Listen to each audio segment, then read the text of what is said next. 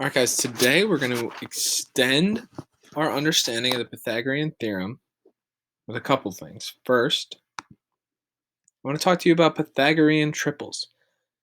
This kind of relates to this idea of similar triangles, right? That you can scale things up or down. So the idea is there's certain things that just continue to work again and again and again. We've seen 6, 8, 10 a couple times, right? 36, right? 6 squared plus 64, which is 8 squared, is 100, which is 10 squared, right?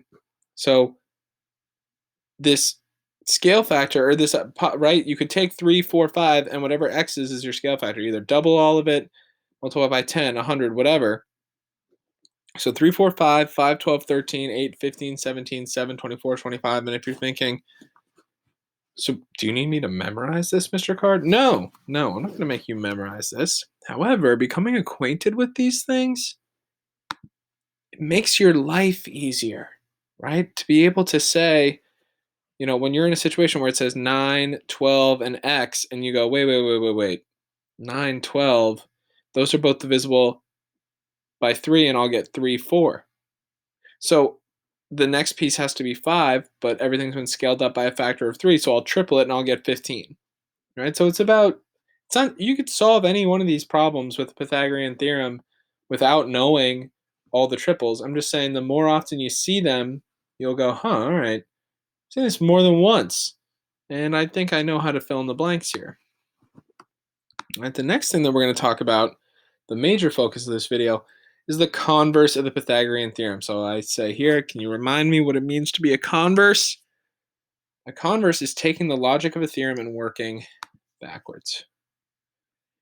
If the square of the length of the longest side of a triangle is equal to the sum of the squares of the lengths of the other two sides, then a triangle is a right triangle. So basically saying, the theorem says if it's a right triangle, then this equation works. The converse says if this equation works on a triangle, then it must be a right triangle.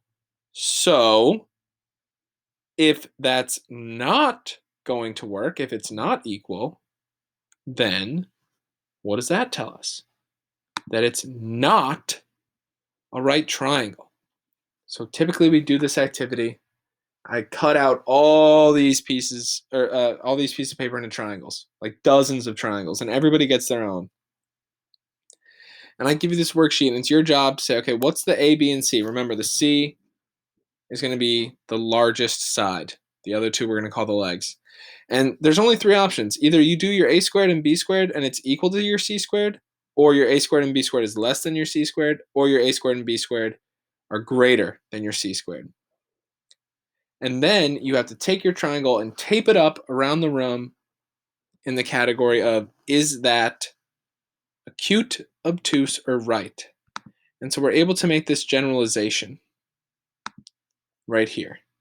That if a squared plus b squared is equal to 25, is equal to c squared, right? Then you know it's a right triangle. Well, what if your a squared and b squared is actually smaller than your c squared? That would be because it's an obtuse triangle.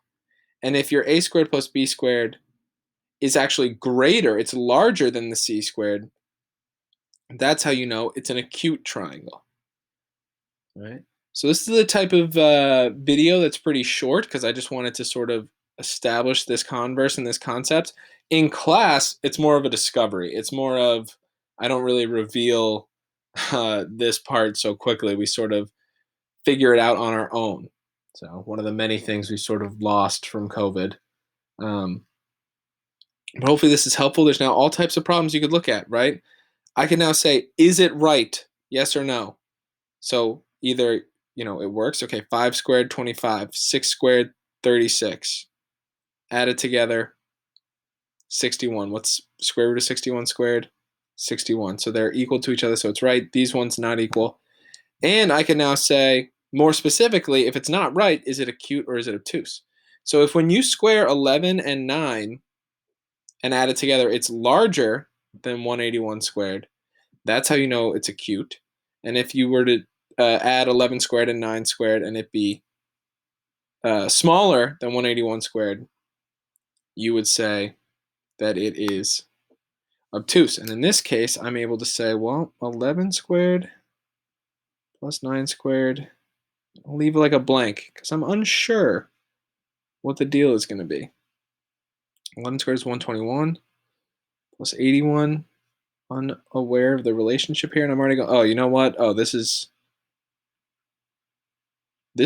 larger than 181, meaning my a squared plus b squared is greater than my c squared, which means it's 100% an acute triangle. And there you go. So there's all types of problems that you can solve now. We can classify triangles using the Pythagorean theorem. I'll end the video there.